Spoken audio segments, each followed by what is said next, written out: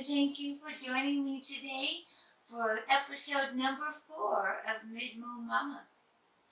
My name is Jenny, and I live in Sedalia, Missouri, where I am making in the Midwest. I'm recording this video on Tuesday, April 14th, for upload on Thursday, April 16th. This program is about yarn and yarn crafts and food and whatever else I want to talk about. So today I have a few show and tells, and I have a few progress updates, and I have a corn casserole and a banana cream pie that I'm going to make for you today. So I'm pretty excited about that stuff, and I hope you're excited about it too. So let's get this show on the road.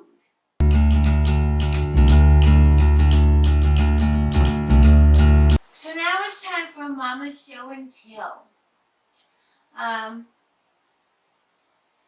Here's an obvious show and tell I have, is my new hairdo. It's kind of a pinkish orange. We're in my community, our stay-at-home orders were a little bit more loosely applied until recently. I had already had a hair appointment scheduled for April 7th, but the governor of Missouri declared the stay-at-home order effective Monday, April 6th. Well, my hairstylist called me on the Friday beforehand and said, look, our salon is going to be closed down. And she said, you know, I am available all weekend if you want to get your hair done before the salon closes. And she said, if you don't feel comfortable, then by all means we'll reschedule till we reopen again. And I wasn't feeling particularly at risk. And she was okay. She had taken the prior 2 weeks off before the order went through. But she said she was up and ready for it, so I went to go see her, and I was just going to get a shape up, and I was going to go blonde again. I went with a rose gold about 6 months ago, and I loved it. I loved the way my hair turned out. And I said, well, let's go with rose gold again. Well, she said, okay, we'll make sure we do that. But she colored my hair. And I guess she mentioned something, the salon went with a different formula. So when we were done, my hair ended up more of a pinkish orange than, a golden color. But I was so happy with what it turned out to be, because I've been wanting to go with an unnatural hair color for a long time, but I was kind of reluctant to ask for it because I wasn't sure how it would turn out. And I'm so thankful that my hair turned out the way it did, because I think the color is remarkable. I think it's very flattering on me, and I think it's pretty, and it came out really, I think it's quite flattering, I would say. So I've got new hairdo. I won't be going back to see her for another 8 weeks. That's typically what I do. I see her about every 8 weeks. So hopefully by the time I see her again, the governor will lift the closures for non-essential businesses, and I'll get a shape up. But I told her, I said, because I can't afford to get my hair colored too frequently. So I said, well, I can do it about twice a year, but I ain't doing any more than that. So, you know, for the next several times I go visit, I'm just going to go for a trim. Because when I got my hair colored the last time, I enjoyed watching my hair transition from being colored to the various stages of turning back to normal. I liked it. A lot of people just have to recolor, but I don't feel like I have to do that. I like watching the transition back to my normal hair color. So yeah. So for the next 6 months or so, I'm gonna just keep getting trims and then see what happens in the fall and maybe get something else. I was thinking of a wine. I really like the dark reds, wine colors, so I might go with a wine color in the fall. But, you know, nothing's set in stone. I don't have to make any choices today as to what I'm going to do with my hair tomorrow, so I'm not going to worry about that. But I did want to talk about my hair because I like it. I think it's pretty. It came out really lovely. Another thing, I work on a military installation, and so they came down with a directive that if you're working, you know, in some jobs you can't help but, you know, you can't always follow the 6-foot rule in every circumstance. So they did recommend everyone wear a face mask in the event that they have to work, you know, in case they have to compromise the 6-foot rule. So I didn't have one. They've ordered some. There's some on order, but as everyone knows, the supply of face masks are dwindling, you know, and they've become high demand items, and so there's not a whole lot available. So I've just been waiting for them to issue me one, and they will eventually. I have full confidence of that. But in the meantime, my boss's wife was making some. I don't sew. I do not sew, and I didn't consider the ones that were knit and crocheted to be. I mean, that's a wholly fabric, and so you would have to put another barrier in there. I thought that a woven fabric would be a little bit more of a barrier. So her name is Sue. My boss's wife's name's Sue. After each, she made these fabric ones. They look like that. And because elastic is gone just about everywhere, she was really smart. She has these long safety pins and then little hair elastics you wrap around your ears. And there's a pocket. She built in a pocket, and they said you're supposed to put a coffee filter in there, but I'm like, what's a coffee filter gonna do? So I just took a piece of paper towel and folded it, and, you know, just one little sheet, and I fold it in quarters. Oops, put it upside down. And then I put that inside the little pocket pouch right there over my mouth. Just like so. And it's hidden. And then I put it on. I'll show you. I'll put it on. I'm not a, you know, everybody in the world's wearing masks these days. So nobody looks silly. I don't think anybody looks silly wearing them. You know, and people in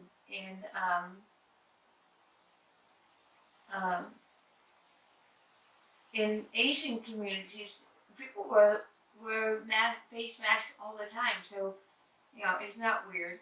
I don't mind showing you how I wear it. So I'm gonna put this on for you so you can see.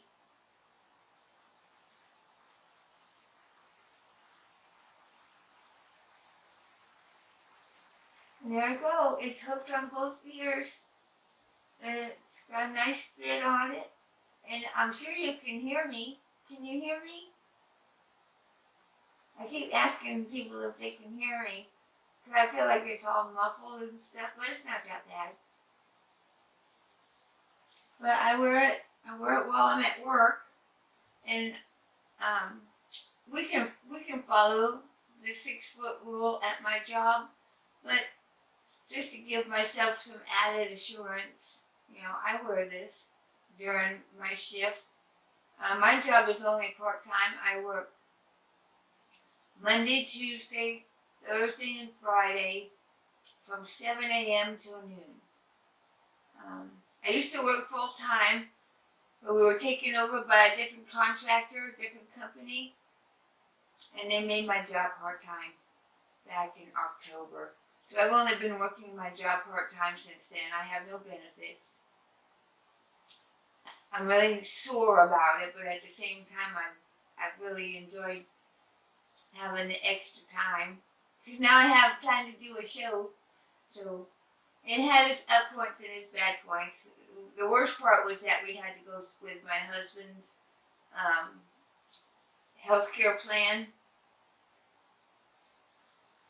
And his healthcare plan is horrible. Horrible. The company I had before, when I was working full-time, I had Blue Cross Blue Shield. And they covered all of my cancer, surgery, treatments, etc., etc., etc. Well, I was going through physical therapy and speech therapy, and I had to stop because the providers were considered out of network. I even lost my oncologist. My oncologist at MU, I can't see her anymore because she's outside of my network. So they want me to go, I think there's somebody over near Kansas City that I'm supposed to go see, but I haven't, because I don't want to go to a new doctor. The doctor who has been taking care of me this whole time, that's the doctor I want, But I have to do the grown-up thing and fill out a form. If I want to keep that doctor, I have to fill out a special form to see if they will make an exception to the rule. So at least there's an avenue to make an exception to the rule, but I have not seen my oncologist since we went with this new company because the copay is $80 for a specialist. Healthcare. They're supposed to fix that stuff and they haven't, and it's very disappointing. Anyway, I've gone off track. It's all about the mask. Nothing else matters. I have a mask to keep my face healthy, and so I just want to talk about that. And another thing, I got a new pair of shoes. I'm going to show you my shoes. I got new shoes. Look at the inside, the pink. But it's a gray, and it's got aqua turquoise, like a turquoise mint color, and then an outline of a pink S. So these are the Skechers Women's Summit sneakers. I have a pair of Go Walks from Skechers, and I really like them. But they're made for white feet, and I used to have white feet. But because I lost 83 pounds, my feet are no longer wide, I have regular feet. And so just about every shoe I own, my feet kind of swim around in them a little bit.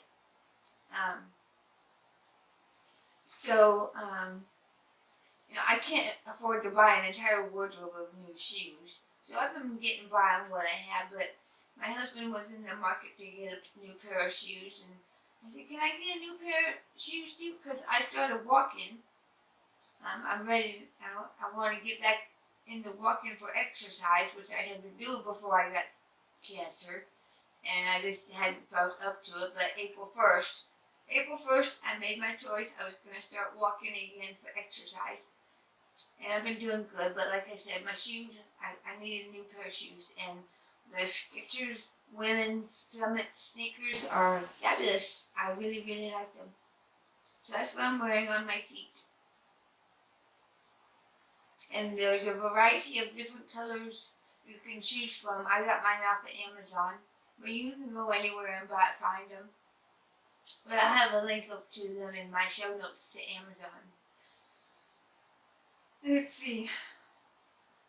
What else did I get? Oh, my husband and I, we were just talking the other day, and we wanted to do, I do Bible study with women, and Scott does Bible study with men, and Scott and I are not in the same Sunday school class when we are actually physically attending church. I teach first and second grade Sunday school, so my husband goes. Well, he's supposed to go to the adult class, but instead he kind of wanders around the church because he doesn't like to go to Sunday school without me, which is kind of sweet. But I've been teaching Sunday school for 4 or 5 years now, and he still just kind of wanders around the church during Sunday school. I mean, he's part of security, but he's not part of security every single Sunday. So he could go to the Sunday school, but he doesn't. So, but he suggested that he and I do a Bible study together, and I said, I would love to do a Bible study with you, honey. So my husband is a big fan of Francis Chan, so we decided we're going to do Crazy Love by Francis Chan. We got the book, the one book, and then we each got an interactive study guide, and then I have a DVD on the way, and so these just came in the mail today. I'm still waiting for the DVDs, but I got the 2 workbooks and the book, and then we'll have the DVD soon, and we'll be able to get started on that. I'm looking forward to it. I've always wanted to do a Bible study with my husband, so I think that would be fun. And then what else? What else do we have? In April, as we talked about last episode, April is Head and Neck Cancer Awareness Month. And so, so in order to spread awareness, remember I talked about last week how I got my my red and white awareness bracelet with the ribbon on it. Okay, and of course I'm wearing my necklace because I've been wearing that every day this month. But I also got a T-shirt, so I'm going to stand up. I'm going to show you my new T-shirt. I wore it to work today. I can wear whatever I want to work. Nobody cares. But there it is. You can't see my face. Hi, you can see my face. But now you cannot see my face because you can see my head and neck cancer awareness. And it's a beautiful tree with red and white leaves on it. And it looks lovely. And it's a women's fit, which I'm not 100% comfortable with. Normally I go with a unisex tee, but this time I wanted to go with a woman's size, and I got a size medium. Look, it fits nice. The women cut tees kind of make you look a little busty, which is sometimes good and sometimes bad. It depends on the context, But I don't think I mind. My bust has gotten a lot smaller since I've lost a lot of weight, so I'm not really concerned about that. But it's a nice top. It's gray. I try to avoid black. I wear black t-shirts. I have them, and I wear them. But if I have a choice of a color, I'm gonna choose any other color but black or white. So the only choice I had, this shirt was available in black and charcoal. So I got the charcoal color, and I mean it's lovely. It's a very nice t-shirt, and it's a very good way to spread awareness for head and neck cancer. And as I said before, since I'm only familiar with tongue cancer, I don't know about throat cancers or the other kinds, but if you have a sore on the back of your tongue and it won't go away, ask for a biopsy. A lot of doctors, I was reading somebody else's personal story about how, you know, how they were getting diagnosed, and it took several visits before the doctor would say, oh, okay, let's do a biopsy. If you have a sore and it's not going away, ask for a biopsy. Even if you have to ask permission from your health insurance to do a biopsy, ask for one, because the longer you wait, the worse it is. Now, and I tell you what, I am very, very lucky, because I know that my sore appeared in 2012. And I remember specifically thinking in 2013 that, boy, it's taken a long time for that sore to go away. I need to mention that to the doctor next time I see her. Well, time and time and time again, over again, I would forget to mention it, because I was usually at the doctor for something else, or, you know, a regular checkup, and it wasn't bothering me, so it never occurred to me that there was something serious. Cancer is serious. I don't care how small it is. Cancer is serious, people. And, you know, and then finally it wasn't until it started swelling and affecting my chewing, because I couldn't chew anything on that side. Now I can't ever chew anything on that side because it just doesn't work. But, you know, if it starts affecting your eating, ask. Say, give me a biopsy. There's something wrong. There's really something wrong. I don't know why doctors are so reluctant to have a biopsy done. You know, in my case, it wasn't because my doctors were ignoring it. It's just I was ignoring it until it became a nuisance. So, you know, if you notice something and it's not really a nuisance to you, try to write it down. Make yourself a reminder or something when you see the doctor. Okay?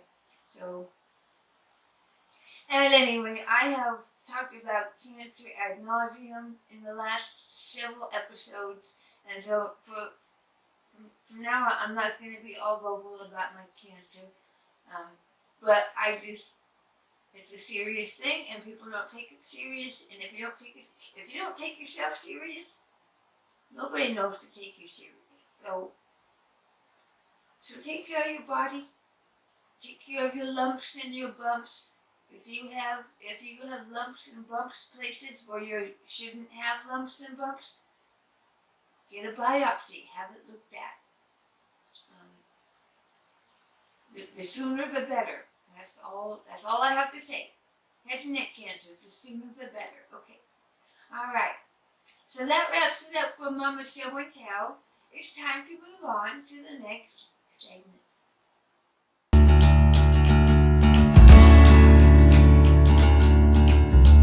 And now it's time for Mama's Crafts segment of the program today. Once again, I haven't finished anything yet, but I'm still working on a couple of things. I'm still working on the socks that are in my Blind Mice Cheese Bag by Art by Anna. I've noticed that with using my camera, I can't show you stuff. You ain't gonna see it. The camera washes it all out. And I'm sorry. I feel like it's difficult for me to film using my phone, because I can't get the videos off my phone. I have to wait for it to load up to the cloud and then download it from the cloud onto my PC. And it takes too long. So when I use an actual video camera, which is what I'm using now, I just take that little disc out of there and just transfer it off of the disc into my PC, and then I can edit it from there. So I feel like I get better use of my time if I use my video camera, even though I have to admit the quality of the video is not as good, but it sure saves me from having to pull my beautiful red hair out. Beautiful pink orange hair. My beautiful pink orange hair. I don't want to pull it out because I'm frustrated. So I'm not gonna. I'm gonna use my camera so that I don't be frustrated.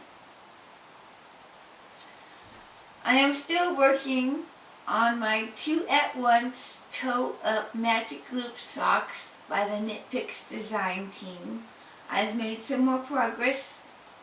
I've done 2 Monday night knit sessions with my friends on Facebook Live video chat, and so I've made, it looks more and more like a sock toe every time. And there's 2, because we're doing them 2 at once.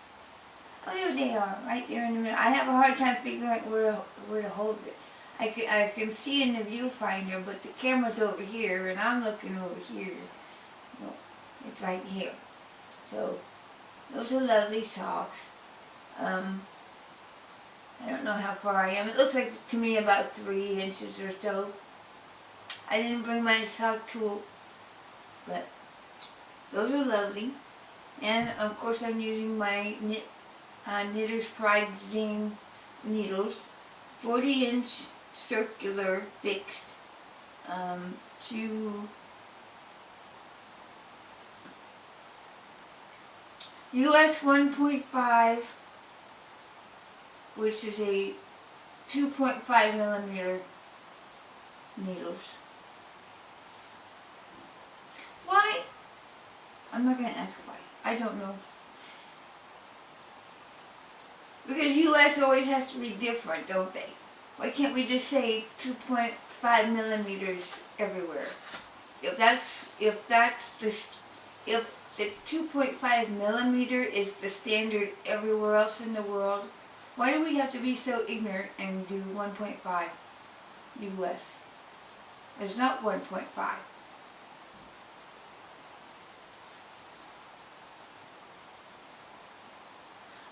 I'm not making a statement for the United States to go all metric. I don't mind using standard US measurements, but if there's not a US equivalent, I mean, what is 1.5 US? What is that? Why can't we just do 2.5 millimeter? Why? Why do you have to have both sizes?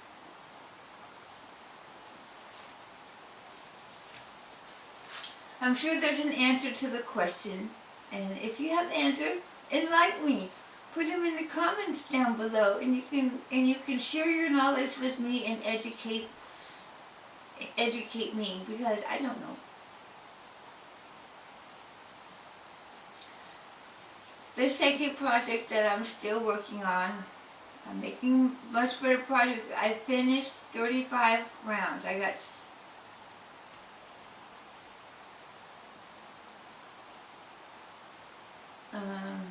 6 more rounds to go.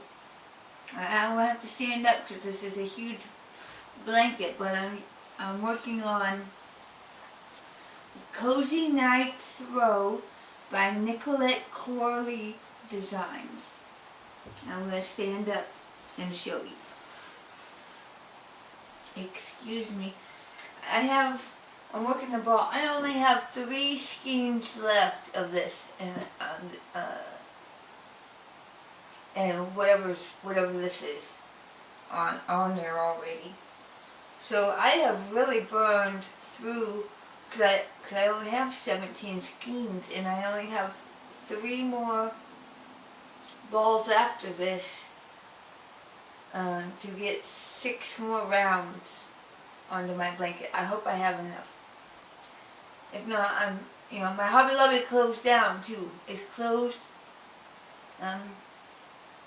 They were staying open because they classified themselves as a school supply store, and yeah, they have a small school supply segment in their shop or department, but I think they got closed down anyway. So that's fine. Hobby Lobby is the only craft store in my town, okay? Other than Walmart, but you can't really call their craft. It's not a craft store. I do not have a Joann's. I do not have a Michael's. I use Hobby Lobby because that's the craft store I have. Anyway, I'm going to show you my blanket. Here I jibber jabber away, just talk a bunch of nonsense, and then I lose my place in my program. But this, I can't even fit it all in there, but there you go. That's a nice bright color. It's not red enough. I'm looking at the thing. It's not red enough. But, okay, if I hold it up like this, it is touching the floor. This is a humongous throw. It is much bigger than the one that they had, that I made the other couple. But there's the center of it right there. And then the bottom of it. So the last time we were together, I was right here. See where that marker is? And so I've done this far. This is a very heavy blanket. So I've gone from here to here. Around and around and around. So I've made some significant progress on that. I am using a USL 8 millimeter. Now, okay. So the knitting needles are what they are, but once these get into the lettered sizes, I'm fine. I'm like, yeah, there's no problem with that. US size L. No, it's fine. It's just, the US size is 1.5, but it's a 2.5 millimeter knitting needle. And that's where my brain is like, why would you do that? But here, they have them alphabetized. An 8 millimeter hook is an L. That's fine. But I don't understand the other thing. So maybe someone with knitting brain out there can enlighten me to why it is the way it is. But so I'm very pleased with the blanket progress I've made so far, and then so that the socks, and I have the blanket. I'm really hoping that by the next time we get together, I'll be done with the blanket and I'll be able to at least show you something new. Because I feel like this is going on long enough. Although I've only started it. I guess I started it about a month ago. Why does it seem like I've been working on it forever? Because I really haven't. Because I was working on the pink and blue and gray blanket previous to this. I only started it on the 14th of March. Oh, I've been working on it exactly a month. I started on the 14th of March and today is the 14th of April. So yeah, I've been working on it a month. That's not very long to work on a blanket. You know, couple months is about standard. I mean, it took me about 2.5 months, almost 2.5 months to do the other one. So it's not bad. I don't know what I'm beating myself up over. It's all right. My 5 notable patterns on Ravelry. The first one I would like to showcase to you is the Batumi shawl. Batuni. It's by Evgenia Dupley. First name is Ebgeniya, and the last name is Dupily.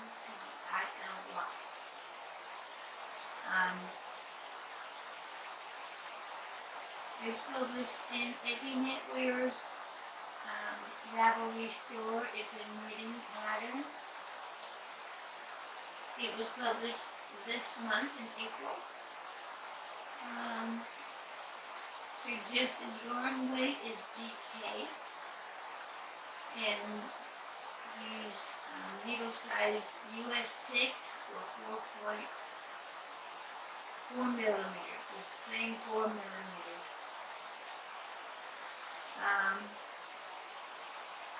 Let's see, it's available in one size. They suggest 700 to 722 yards. The pattern is available in English and German. The pattern costs €6.55, which equates to about $7.46 US. The triangular shawl Batumi is inspired by the Caucasus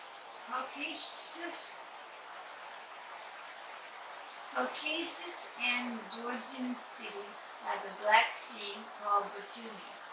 It is worked top down from the middle of the top of the lower tip with stitched sections. The beginning with stockinette stitch allows the knitter to become familiar with the shawl shaping and the increases. After that, the section with lace stitch brings shaping and increases. They're the same. You get to an end of the row and then you get to the beginning of the row, but you're reading the same one. Am I the only one that goes in the same one? After that, a section with lace stitch brings a lot of change and fun to the knitting process. The second section of stockinette stitch creates a small break from challenging lace part. At the end, a smaller section of lace stitch and garter stitch casting off are finishing the shawl. This knitting pattern has an advanced skill level and is suitable for knitters with knitting experience. You will need basic knitting techniques such as casting on, knitting and purl stitches, working a yarn over, knitting 2 stitches together with right leaning, and purling 2 stitches together with right leaning. The following special knitting techniques are shown as tutorials, photo and text in the pattern. So it shows you how to the increasing technique with right, making one right, and with left, making one left leaning. Knitting 2 stitches together with left leaning, which is a SSK, slip, slip, knit. Purling 2 stitches together with left leaning, that's a slip, slip, purl. And then a garter stitch casting off. In addition to a written stitch pattern, a schematic and photo tutorials will also help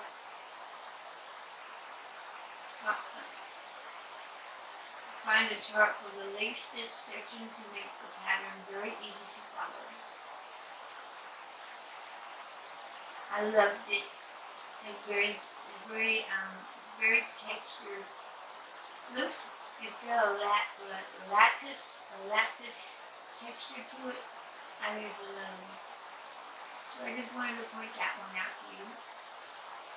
I would also like to point out a very cute little pattern.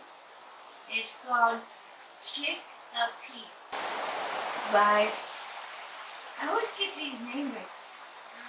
I feel bad. I want to say the name right, but they're not. It's not like they're Mary Jones. Mary Jones would be easier, but I have to say the word name, and I don't want to say something wrong. I want to say something right. So this person's name is, I'm going to try, Rupinder Kaur. First name is Rupinder, Rupinder. And then the last name is Kaur. It's published in 11 Stitches Design. It's a free Ravelry download. It's crocheted. It's an animal. It's a soft little animal, and they're so adorable. Oh my goodness gracious. It's published this month. Now they suggest you use Rico Design Creative Cotton Yarn and Pink Box Yarns Cotton Yarn. Both yarns were used in the pattern. So the suggested yarn weight is Aran. They suggest you use a hook size 3mm. You're going to use 50 to 150 yards. U.S. crochet terminology, and the pattern is in English. These little chickies with little flappy wings on them and a little beak and oh, they're so pretty. There's a pink one, a yellow one, and a blue one. And they are absolutely adorable. It says, pimp, squeak, and flash. These baby chicks make quite the scene when they get together. They are a sweet and quick little project to make right before Easter to brighten the day. We have used 3 pastel colors and interchanged the colors for the beaks. This creates a fun little color contrast, making it look like you've used a lot more colors than you have. Give these Chick-a-Peeps a whirl this spring. Oh, they're so adorable. Oh my goodness. I love them. I will make a set. Perhaps I'm terrible at making stuffies. I have made. If you look at my Ravelry pattern, project pages, and you see the stuffies I've made, they're so beautiful. I'm not good at them. At all. But that is just so adorable. I highly recommend you at least look at it.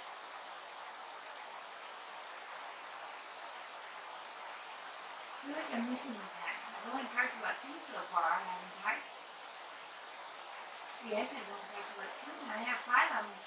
I must be doing this. Oh, afternoon and listen. I missed one. I go alphabetically. I just put this one at the end. So I'm taking, I don't want to not talk about that last one. If it's 5, I gotta put 5 in there. I don't know why.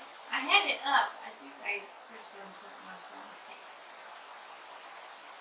So the next pattern I would like to highlight in this segment is called a Lewaro, Lewaro by Dawn Henderson.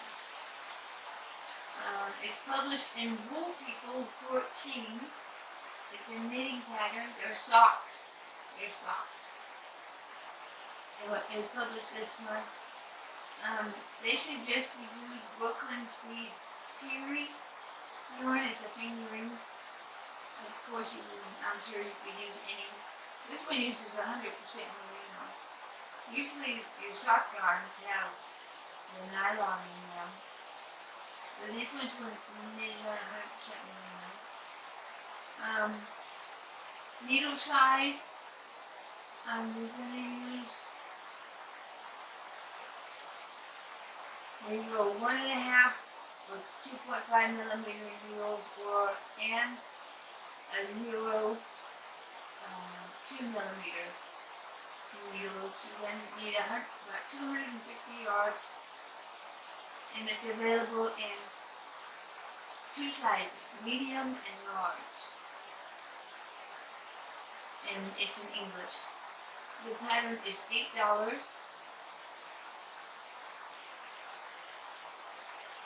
It's kind of high for a pair of socks, you see? $8.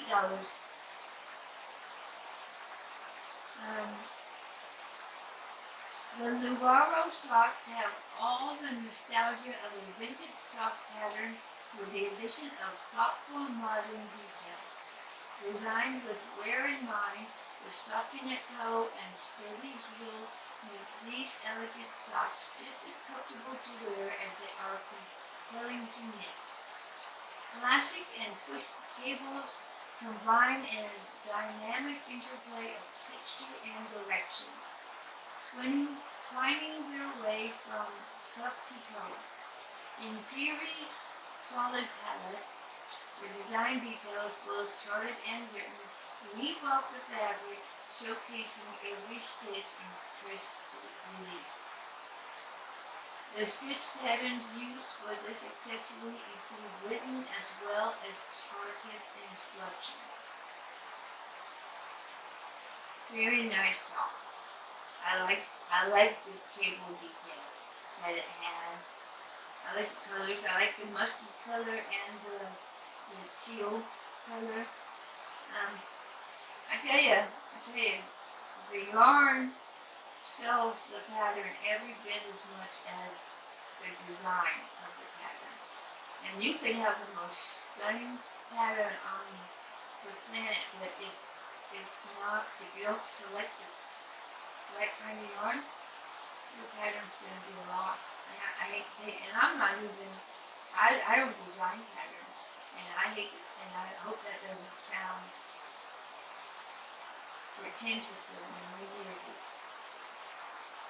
But yes, I'm allowed to have an opinion. So my opinion is that the yarn you use is going to sell your pattern, or it will have an impact either way on your design. So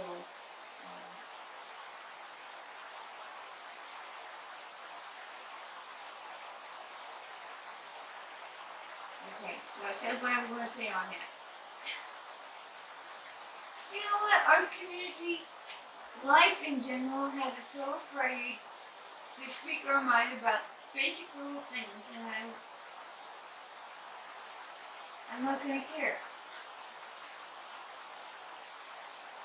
This is my show. I'm going to say what I want to say. You don't have to like it. The next pattern I would like to highlight, and there's one word in this pattern that I disagree with, but I'll talk about that here in a minute. But the name of this pattern is a lovely sweater. It's called Summer Breeze Sweater by Natasha Robarge. Does anybody know what summer is like in Missouri?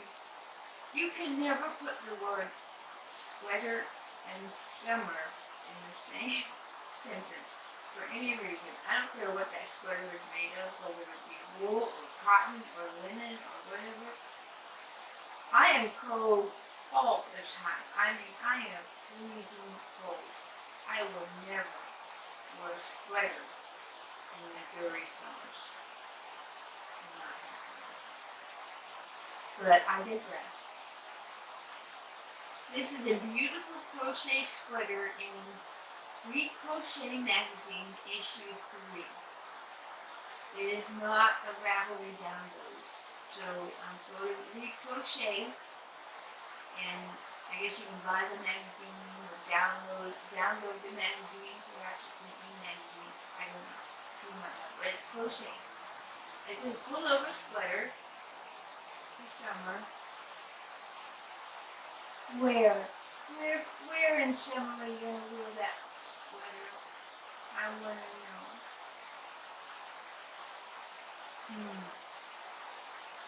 And anyway, suggested yarn is Knit Picks Hawthorne Toner Hand Painted. Fingering weight.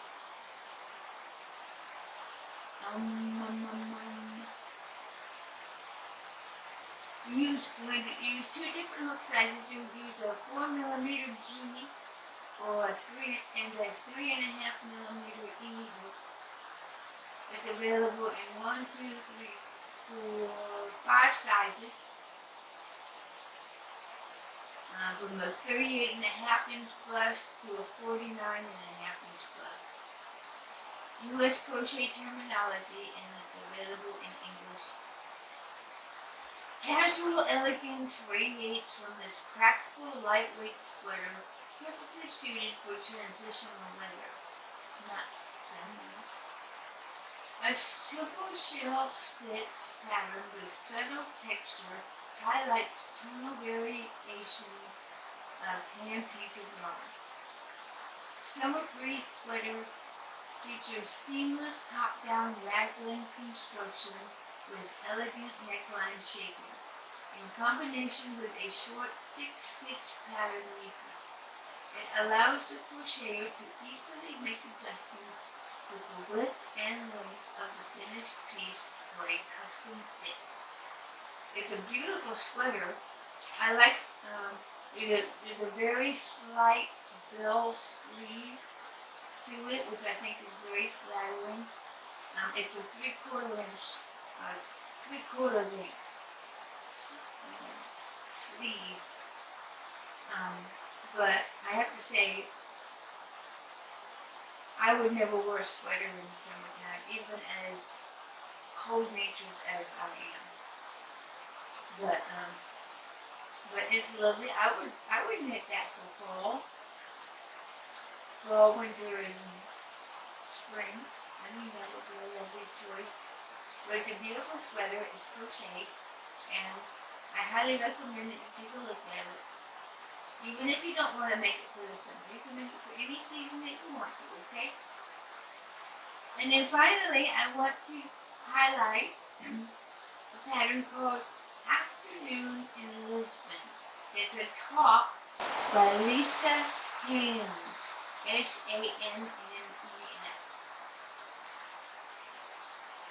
It's published in Maria Designs. It's a knitting pattern. It's a sleeveless top. It's more of a cap sleeve, but it's essentially sleeveless. It's not a full short sleeve. Definitely a cap sleeve top. It was published this month. They suggest you use Malabrigo yarn Machida. It's a fingering weight yarn. They want to use needle size US 4, 3.5mm needles. It's available in 12 sizes, 1 through 12, so you can choose your size and make it.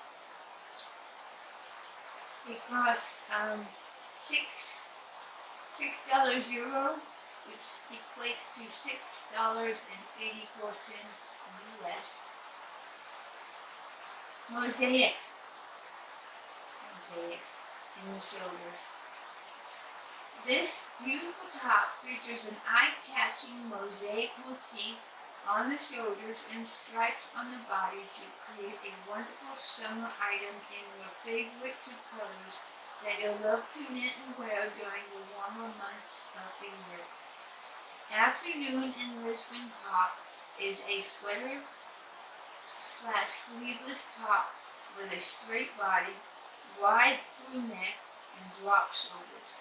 It is worked flat in one piece and then joined at the sides with a 3-needle by knot.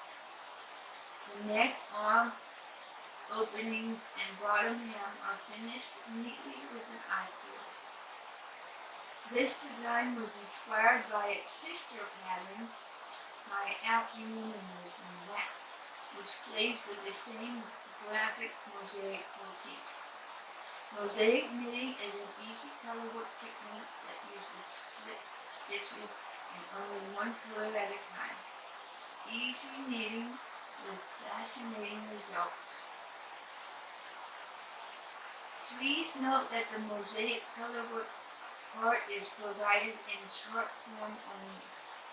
The different sections and textures make this pattern fun and engaging to knit. I hope you enjoy making and wearing your new summer top. Now that's what I would wear. I would wear a short sleeve knitted top.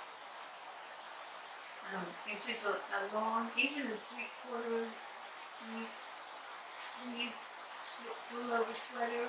I'm not inclined to wear, even if it is fingerling weight.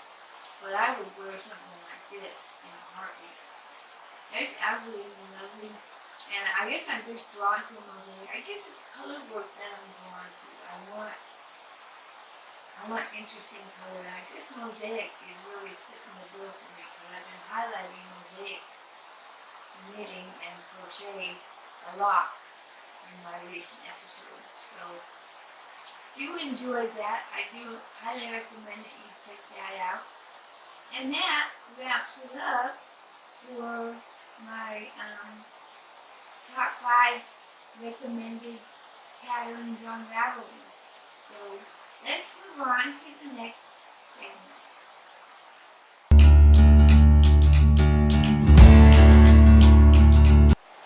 So now it's time for Mama Cooks segment. We celebrated Easter this past Sunday, and we celebrated Easter mostly at home, but I made my Easter dinner on Saturday. I was only going to make a few things. I was going to make my dip for the vegetables. I was going to boil the eggs to have them ready to make deviled eggs on Sunday. And I was going to make the banana cream pie. Well, I got those things started and underway, and I was just in a cooking mood. And I had everything, I had gone shopping a couple days before, so I had everything I needed. And so I thought, well, why wait? That way we can enjoy the food on Saturday and Sunday rather than just on Saturday or just on Sunday. So that's what I did. I just kept on cooking. So we had a wonderful dinner. We had ham, we had au gratin potatoes, and corn casserole, which is the recipe I'm going to show you today. And what else did we have? We had deviled eggs, we had broccoli and cheese sauce, we had raw vegetables with dip, we had rolls, and we had banana cream pie. So that was a wonderful Easter dinner that we had here, and there was just 3 of us. We're not getting together with my folks right now. They only live an hour away, and typically they come to our house and I cook. My mom shouldn't be cooking anymore. She'll do nice small meals, but I can't ask her to make big holiday meals anymore. It takes too much out of her, and so it's better off that I do the big holiday cooking. But because of the COVID-19, my folks are both 70. I think they'll both be 74. They'll be 74 this year. And so we just thought it was best that they stay where they're at, we'll stay where we're at, and once they lift all of these rules and protection measures, then we'll have a big family meal together. I'll probably go over to their house and prepare a meal. Um, but so it was just the three of us. It was a nice small meal, and there was enough for 2 meals. So we ate Saturday, and then after church on Sunday, we warmed everything back up and enjoyed it all over again. So it was very nice. Now I made a corn casserole. Now I'm used to it being better known as corn pudding. Well, it's not really a pudding, but that's what we called it, corn pudding. And a lot of times we go to the church potlucks and someone always brings the corn that's in the cream cheese and it's all mixed up together. It's pretty good. It's pretty good. But this corn pudding is nothing like that. It's more like a cornbread, but it has whole corn and cream corn and sour cream and eggs and a cornbread mix. And I've made it before, but I've been using this cookbook for a while now, and I decided to try the corn casserole recipe they had in here, and it was just fine. They suggested I use Jiffy cornbread mix, but they were out of Jiffy. I bought the other brand. I think mine was called Mrs. White or Martha White or some other brand. But and I always use, and I have to say, I'm not a real stickler when it comes to brand, but I will not buy any other cream corn unless it's Libby. Libby's cream corn is better than any other kind. If you have a better kind that you recommend, go ahead and suggest it to me. I might try it. But Libby makes the best cream style corn. So that's what I use. So let me show you. What I did is I put like a montage together of the entire meal that I made, and then I'll focus in on the casserole. That's broken down step by step, and then I pick it up where I left off. So I feature the items in the order that they're listed on my menu, but I did them in various orders because you're trying to assemble an entire meal. But I broke it down so that everything for that item is in that one video segment, and everything for this item is clustered together, and so on and so forth. So that was fun. So I do hope you enjoy. You get my Easter dinner ready on the table, and that you enjoy our corn casserole, better known as corn pudding. So we'll be back this way in just a little bit.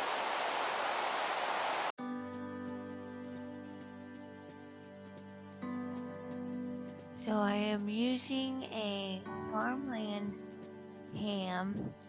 Normally I would use a Hormel Cure 81, but there was a good deal on these ones. I just cut the whole ham in half, and I refroze the other half for later use. But I glazed it with a store-bought glaze, and it was really delicious. I opened the jar and it smelled like Christmas inside. So we had Christmas ham for Easter. It was delicious.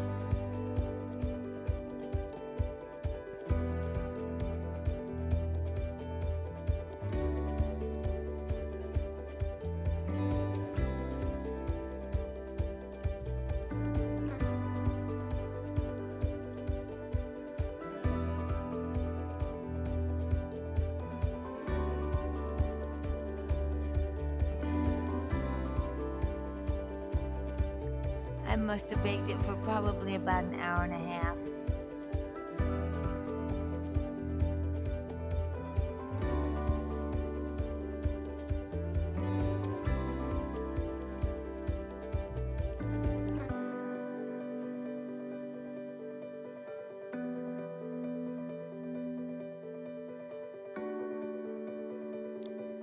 That was more than enough ham to feed the three of us.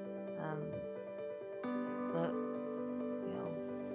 we enjoyed some for the meal, and we enjoyed some for leftovers the next day, and we chopped up the rest of it to use in future recipes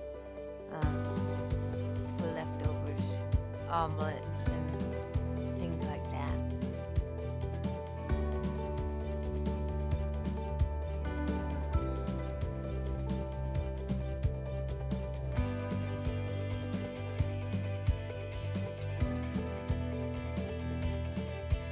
It tasted pretty good.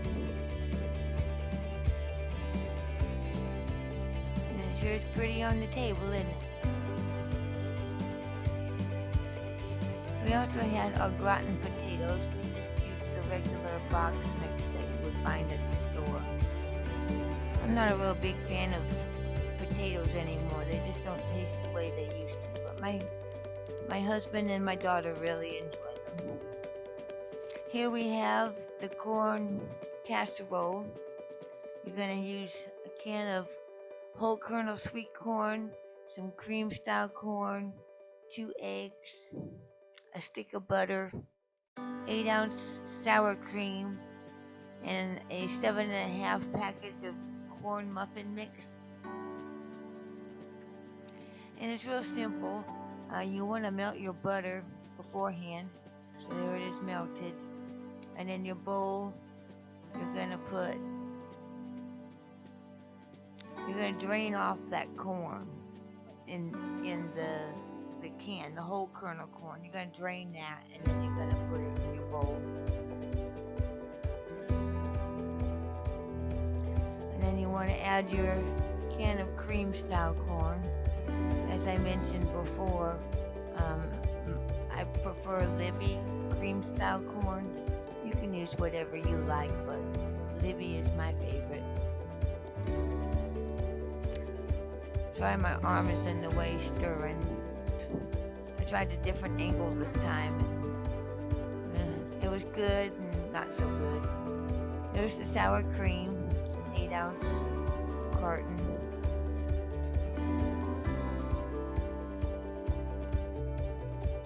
I greased my pan. I put some spray cooking spray in there. There's the butter. The butter was poured in.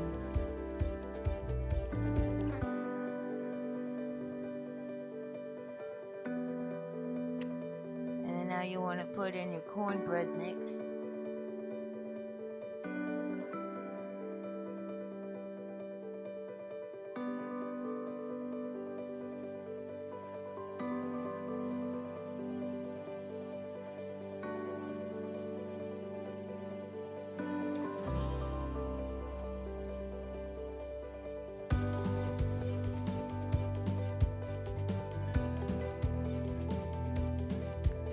And then finally the 2 eggs go in.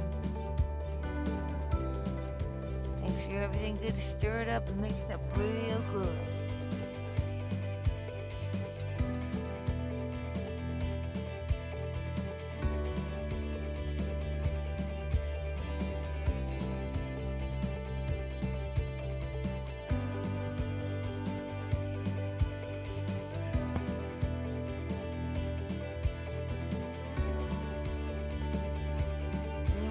Into a 2-quart casserole.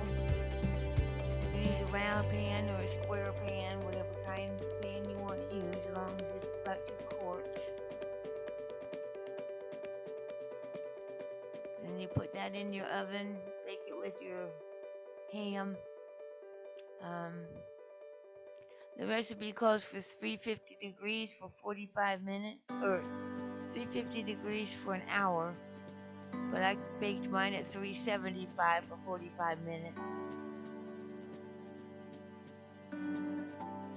And there it is, corn casserole, or corn pudding. And I made the broccoli and cheese sauce that you get in the freezer. I didn't do anything fancy with that. My husband wanted to try broccoli for the first time, and then he ended up not even trying it.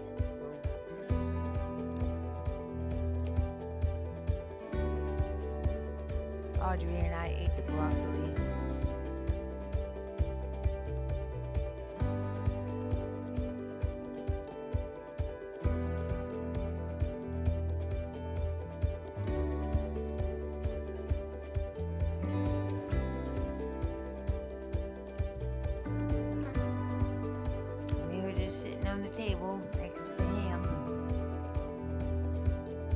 My daughter made the deviled eggs. She got a little happy with the paprika. And she made sure I got those 3 heavily coated ones. And then I made a vegetable platter. I used grape tomatoes, a yellow bell pepper, sugar snap peas, and carrot discs. And then I made a ranch dip with sour cream and a ranch packet. And then for the rolls, I used, I like the frozen Sister Schubert rolls. I think they taste absolutely delicious. I've done the Rhodes frozen rolls. I've done those before. These ones don't require any rise time. They're just ready to pop in the oven, but I like to brush them with butter first before they go in. And that's just 2 tablespoons of butter. It covered 6 rolls, and I still had butter left over, but enough was enough, so I put it in.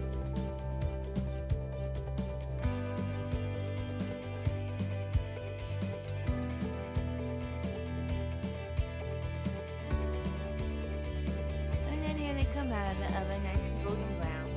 Very delicious, they're pretty. A little puffy. I like them. And here's our Easter table, isn't that beautiful?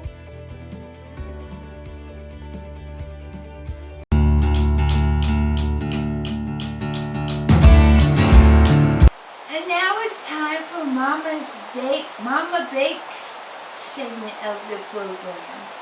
And as I mentioned in my cooking segment, I made a banana cream pie.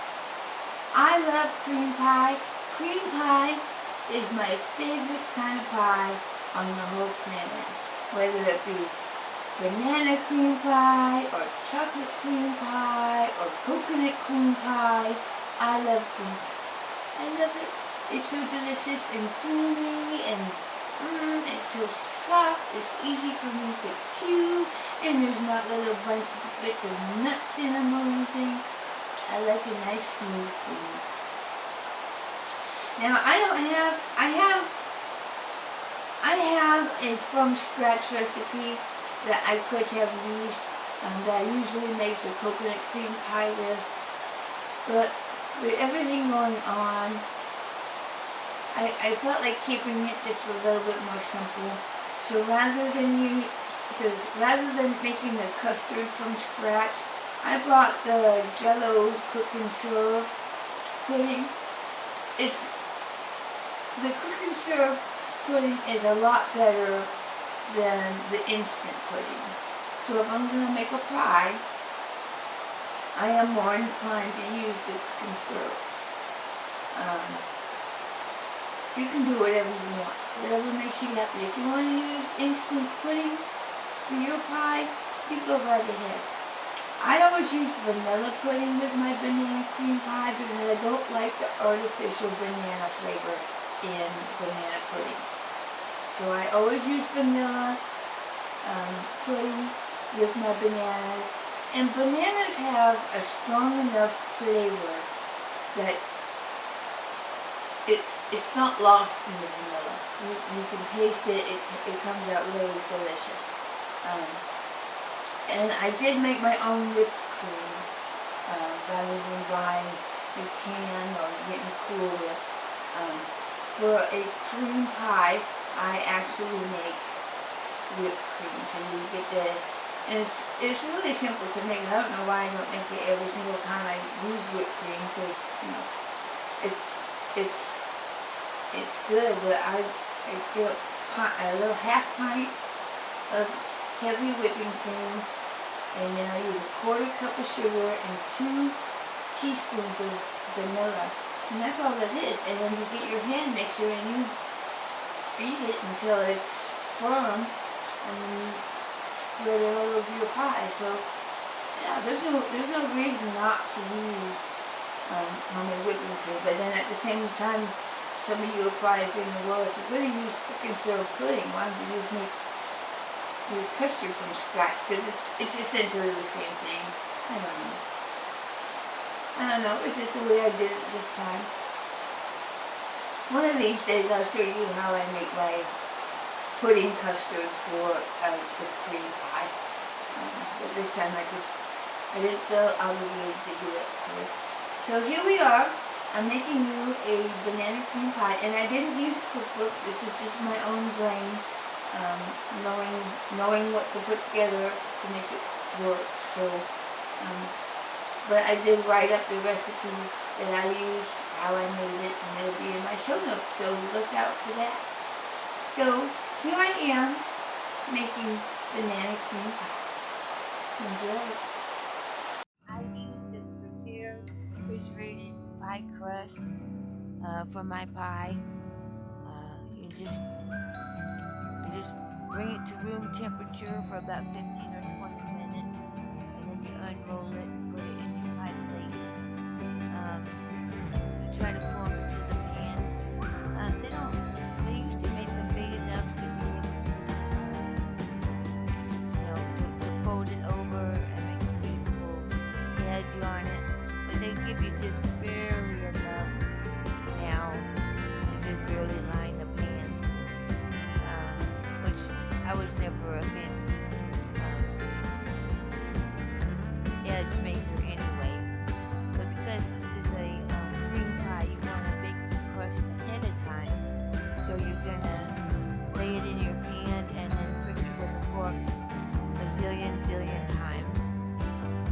A lot of people use dry beans. They pour their dry beans in the pan and then bake the pie crust with beans in them. And some people reuse those beans over and over and over again and just keep them in their freezer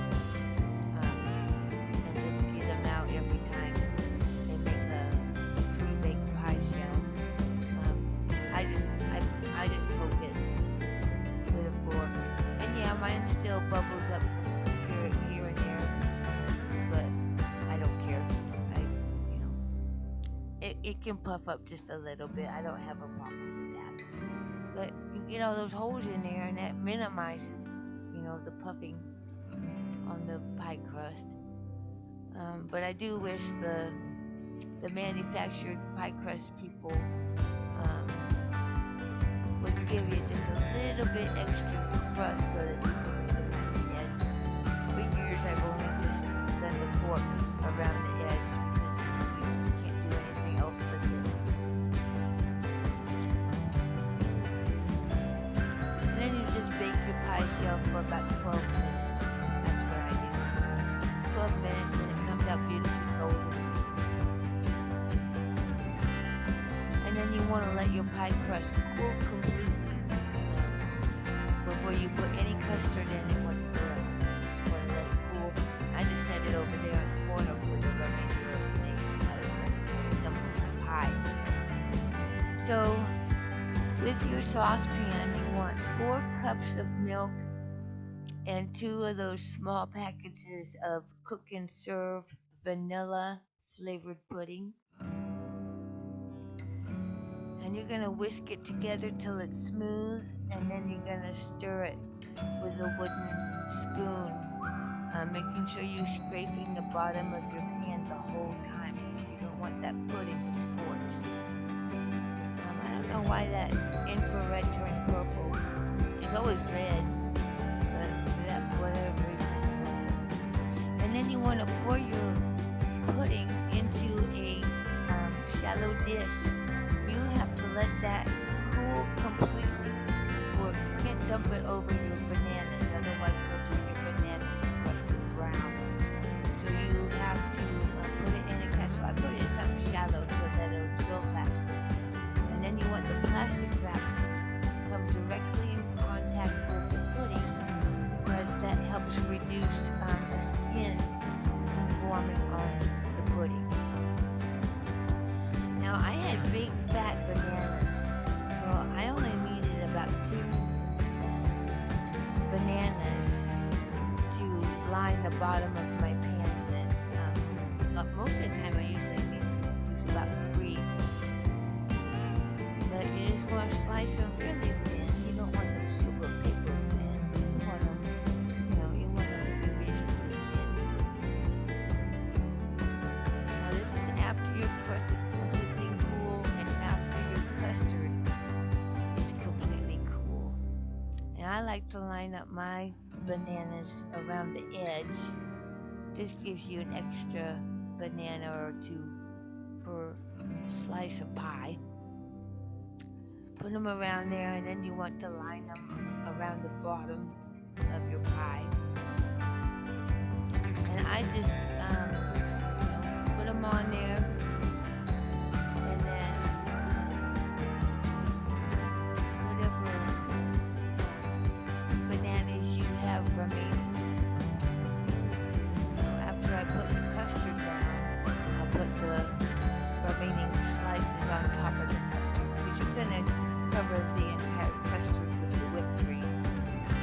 So you're not going to really expose your bananas to too much air, so they won't become oxidized.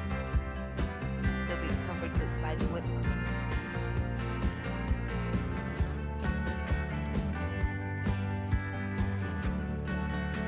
You want to stir up that custard, so that's kind of smooth and easy to spread.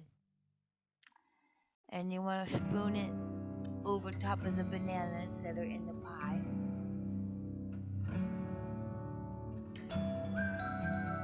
Remember, you don't want your custard to be warm. You want it to be completely chilled in your refrigerator before you spread it on top of the pie.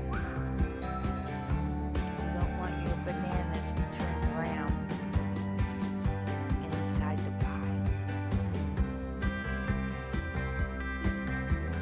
But those 2 small packages of cooking syrup pudding, that was just the perfect amount. You want to make sure that you get all those bananas covered. You don't want any of it exposed to the air.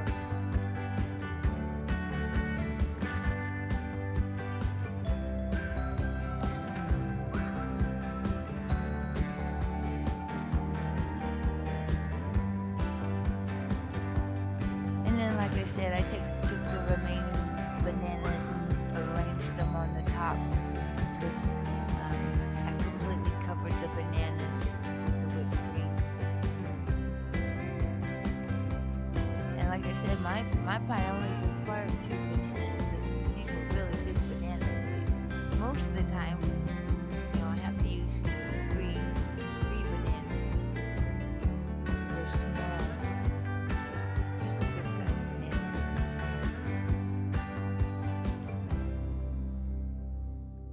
Now you set the pie aside to make your whipped cream.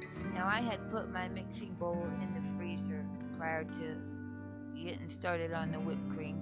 You just want a cold bowl. But you pour your heavy cream in and put your 2 teaspoons of vanilla, and then your 1/4 cup of sugar. And that's it. That's all you need in order to make the whipped cream. Now you want to make sure that you get till it's really firm. Sometimes we get impatient and it looks about ready. Just when you think it's about ready, go just a little bit longer, because you don't want it to become oozy. You don't want oozy on your pie. Otherwise it'll start falling and it'll run everywhere. So, like I said, just when it seems like you've gone enough, go just a little bit longer. And then you end up with a really stiff whipped cream, and that will it won't become oozy later on.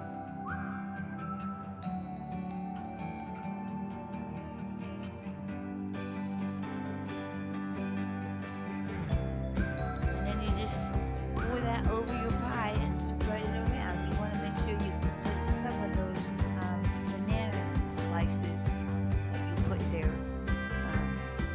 You don't want them to oxidize. The longer it's exposed to air, they'll turn brown. But this is the best way to eat banana cream pie. You could sprinkle some walnuts on top if you want to.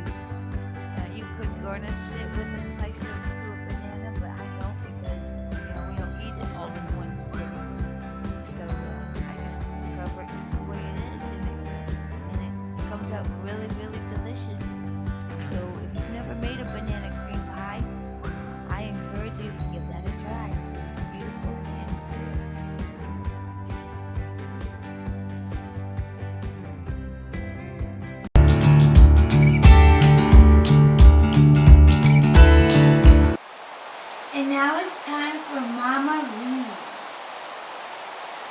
I finished a couple of books this time, which is fantastic because I was worried that I wasn't going to have anything finished.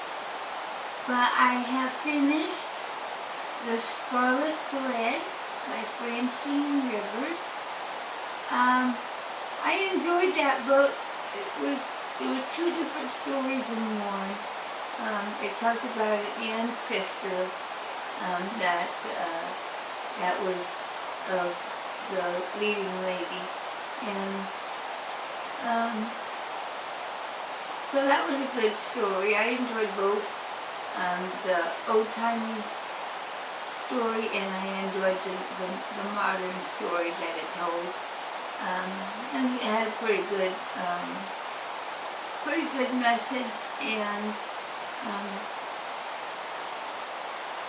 you know, it was nice that both characters realized that they were at fault for things that happened in their relationship. So many times you read a story and it's all one-sided. You know, it's always, you know, one person is the victim and they never did anything wrong, and one person is the mean, hateful, ugly, awful bully and treats them horribly. And this one, you know, a lot of times when a marriage breaks up, it's not just one person or the other, it's a combination of both of them, you know, not working. I don't know. I've been married before, and I'm married to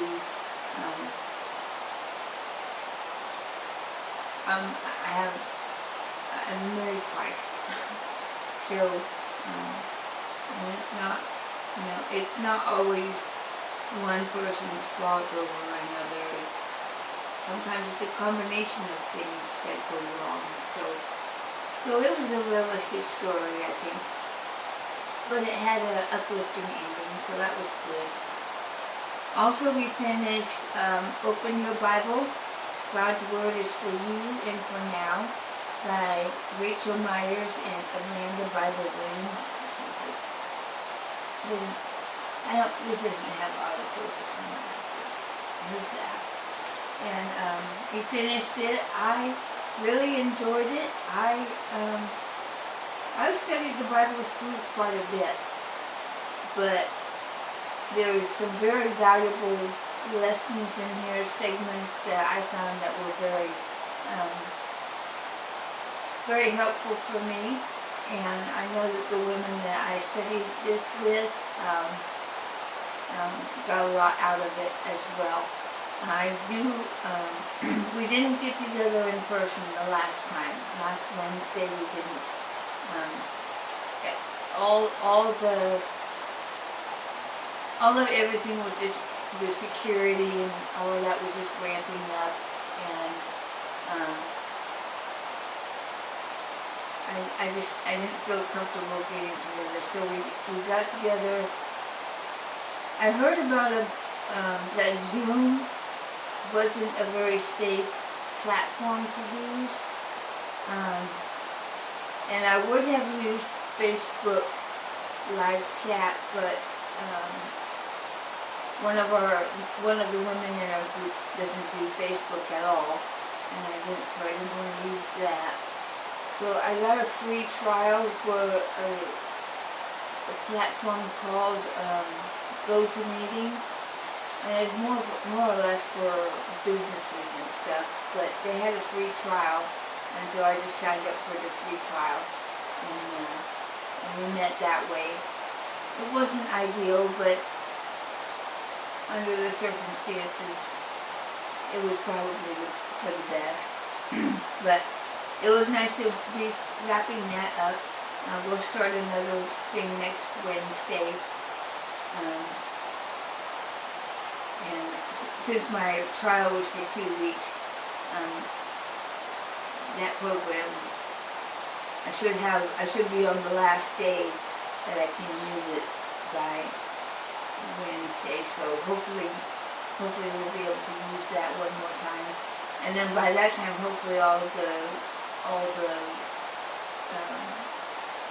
prevention, um, it won't be as strict and we'll actually be able to meet in person is what my hope is. So we'll see how that goes. Of course, I'm still working on Biscuits, Butter, and Blessings on Fresh Devotions for Hope and Comfort by Linda Kozar.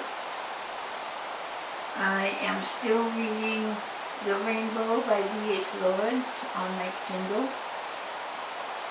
I am listening to My Fair Lady, one reality television addict's attempt to discover if not being a dumbass is the new black, or a culture of manifesto by Jen Lancaster.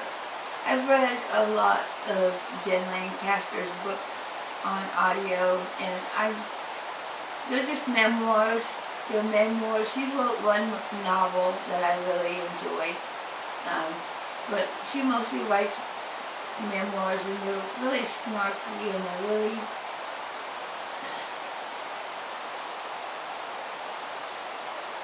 they're just light, non-serious things to listen to, and I kind of like the reader. It's always the same reader who reads them, and her name's Amy Scheinlein or something like that. Anyway, I think she's a good reader, and I enjoy listening to Jen's escapades in her life. She lives a very interesting lifestyle, is what I'll say. She's very busy, very, very busy woman. So, and I'm not that busy at all, so it's fun to listen to somebody else experience life and their point of view through it all. And then I'm also reading, as if I didn't have enough to read, I'm reading Murder, She Knit by Peggy Earhart. And it's been a cute little story. I'm only 2 chapters in. I have this 3D bookmark of owls, and if you hold it a certain way, you see more owls than less owls. I don't know if that shows up on there or not. I paid $5 for this. Isn't that stupid? $5 for a bookmark. $4.99.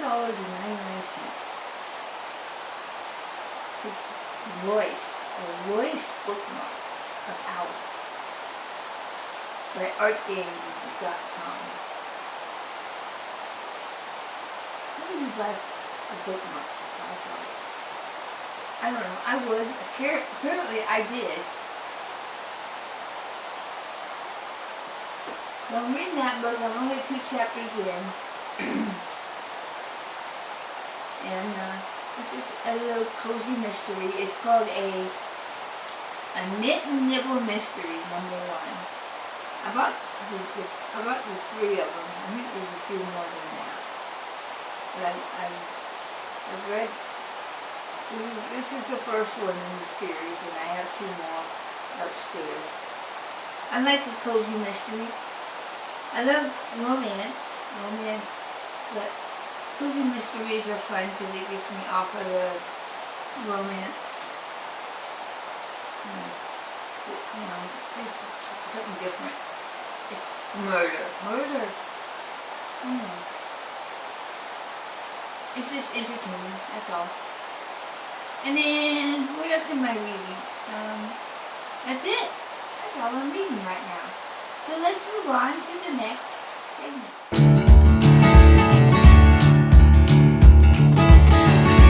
So now it's time for a Movie Mama segment.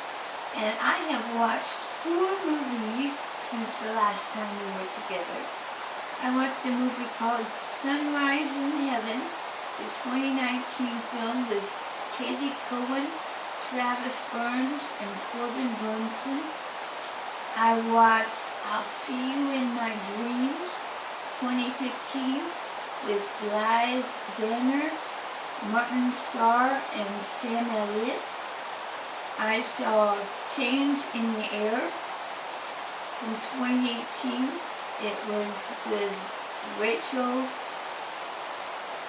Brosnan, Aidan Quinn, and Mary Beth Hurt. And then we watched Onward 2020 with Tom Holland, Chris Pratt, and Julia Louis-Dreyfus. Onward was cute. It was a good movie. We really enjoyed it. It was about two brothers, and it was a very good family movie. So I would highly recommend you watch it. I don't want to give anything away, so I'm not going to tell you what happened, but it was a good program, and I highly recommend it. And that's it. Those are the only 4 movies. I really don't have a whole lot to say about them. But I enjoyed them. I enjoyed each one. And so if you get a chance to watch those, then I highly recommend it. So let's move on to the next segment.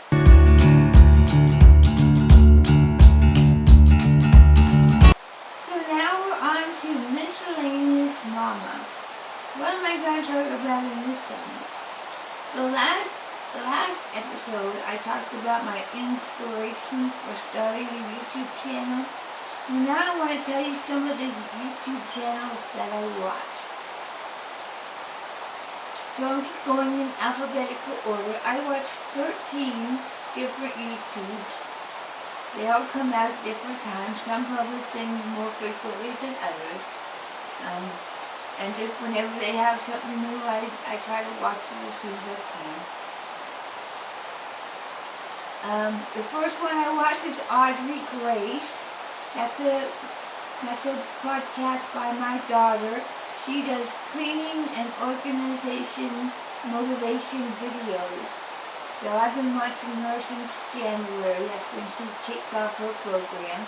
And so I watched that. If you're looking for cleaning motivation and tips to organize your home, then go ahead and watch her program because it's very cute and they're very short segments, and you'll enjoy the time you spend with her. She also cleans my filthy home, so you get to see what my filthy home looks like all the time. I don't like that part, but okay, everybody's got dirt, right? And everyone's got dirt to clean up, and if she wants to clean it up, I say go for it. Another one I watch is Bag O' Day Crochet. I like Crystal. She's fun. She buys massive quantities of yarn and does yarn reviews on them. She also does pattern demonstrations. She does her own independent patterns, and she will stitch them on YouTube to show you how it's done. They're very informative, very detailed, and they're really good patterns. I have not tried one, but I have watched her demonstrations, and she's very good at instructions. And the one thing she does is she does those yarn unboxings. Or sometimes she'll go to the store and she'll buy stuff at the store, and she catches so much grief from her viewers. I don't know why some of her viewers even watch her. Because sometimes she will clear out an entire display of yarn that is on sale. Well, the yarn is there to be purchased, and it's first come, first serve. And the company doesn't put any limits. The store doesn't put limit this many per customer. And what does, the company doesn't care. They're selling it, they'll sell it to whoever, right? Well, her viewers give her so much grief over buying an entire display worth of yarn. Why don't you save some for other people? It's so rude what you do. You're so greedy. You're such a hoarder. You're so mean to her. And I'm like, it's her money. It's her time. It's her show. If she wants to buy an entire display full of yarn, what is it to you? What difference does it make? Let her buy what she wants. It's her show. So I don't get why everybody gets all over her case about it. She enjoys buying yarn. She's got the money. So let her buy it. Get off her back. So I just find it interesting. She used to do yarn giveaways. I found her after she stopped doing the giveaways, but you know, the people who would win would be ungrateful for what they got. And there are some ungracious people that if you're getting a free thing, what are you going to complain? I don't know. I'm sorry. Mago de Crochet. You should watch some of her unboxings. They're amazing. I watched Charisma Star. She's a makeup designer. She does costume makeup. And she lives in North Pole, Alaska. And I lived in North Pole, Alaska for 13 years. From 1998 to 2011. I lived there. And I never knew her. But I didn't know who she was until after I moved away and I started watching her makeup videos and stuff. But she does a lot of fun. I don't do costume makeup. I just do what I like. But it's fun to watch her. I watched Crochet Luna. It was recommended by Hannah of the Cozy Cottage Crochet podcast. She just recommended her, and I've been watching her ever since. For a few months. I think I started watching her in January. I watched the Geeky Girls Knit and Cross Stitch. They were the first yarn crafting vlog show that I ever watched regularly. I've been watching them since 2015, I think. They used to be strictly knitting, but now they've added crochet, cross stitch into their programming. I watched In the Kitchen with Gina Young. I love her. Hers is the only cooking program I watch on YouTube. I love her. I love her voice. I love her personality. I love her style of cooking. Everything about her makes me smile. So if you want a cooking program that makes you smile, tune into that one. In the Kitchen with Gina Young. I love it. Knitting with Suzanne. If I want to find a knitting technique demonstration, I usually check her out first. Because I find the way she explains things easier to understand. So I watch her when I need a technique demonstration. Naughty Knitwits. I love this casual, humorous duo. This was a podcast. There was another podcast that I subscribed to, and the Naughty Knitwits program automatically came on afterward. And since I was in the middle of the row, I didn't want to stop what I was doing, so I just let it play out. Well, by the time I got to the end of my row, I didn't want to stop watching them, and I've been watching them faithfully ever since. So I highly recommend Naughty Knitwits. They're just a casual couple of gals, and I like them. I feel like I could be friends with them in real life. I watched Luma Hat. This is where my yarn crafting life began. I enjoy watching Denise's videos. I watch her for inspiration and learning loom knitting techniques. I watched the Cozy Cottage Crochet podcast. I started this last autumn. It occurred to me that I didn't have a single crochet show in my lineup, and so I browsed around, and she's who I found first. And she's got a delightful personality. I loved her at first sight. I went all the way to the very beginning and binge watched her entire show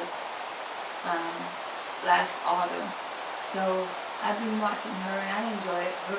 Her face she's got a happy face, she's full of energy, and she's fun to watch. So if you're looking for a crochet podcast, I highly recommend that one. I also watched The Quiet Corner. I mentioned her in my last episode. I had made up my mind to start my own YouTube channel when I found her in my recommended for you list. She started her channel about a week before I started mine. And I'm so glad I found her before I named my channel. because I was going to call mine Jenny's Quiet Place, and since she was already published, I thought it would not be a very good choice if I had chose a name that was so close to hers. I have been delighted by her program, and her channel has literally exploded on YouTube on her very first week.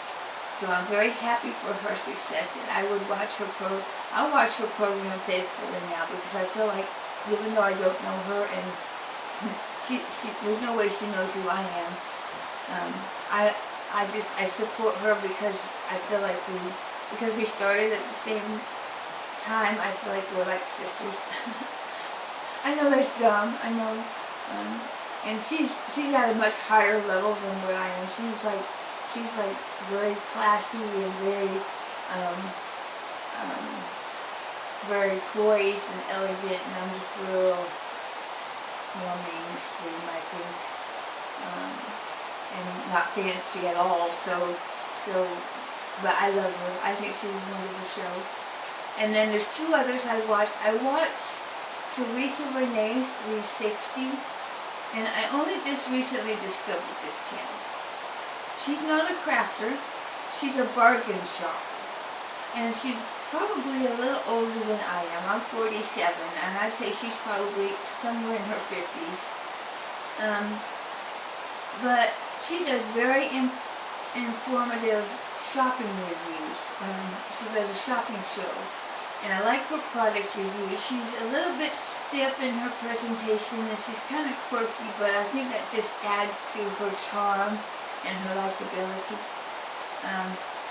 I don't think I'm going to go back and watch old episodes, but I have decided that I would enjoy seeing her program on a regular basis. And I've watched, at least a half a dozen of her programs now, and I love her reviews. I don't have a whole lot of money to shop for fun, so it's fun to watch other people who can afford to go fun shopping and see what they think of the product. So I watched that one, and finally, the last YouTube channel that I watch is Tie-Dye Diva Best Day Ever podcast. Just like the Naughty Nitwits, this program came on recently right after something else I was watching, and I instantly enjoyed these ladies. And I just subscribed so that they'll be part of my regular lineup. I've watched about 4 episodes of theirs now, and I just like the way they interact with one another. I like to watch what they're making. They knit, they do a little bit of crochet, and they sew. And I like watching their sewing because they actually make full outfits and stuff, which is, that's beyond me. I'm not going to learn how to sew. I don't want to learn how to sew, but I like to watch other people do what they do. And they're just a wonderful couple of ladies, and I get a lot out of their program. So those are the YouTube channels that I watch. If you want to recommend, I watch a couple of things, let me know. I know a lot of people watch Grocery Girls, and a lot of people watch the Knit Girls, LLL girls. I feel like everybody watches stuff, and I don't want to watch the same thing everybody's watching, but if you highly recommend it, I'll take your suggestion under advisement. So that sums it up for Miscellaneous Mama. So let's move on to the next segment.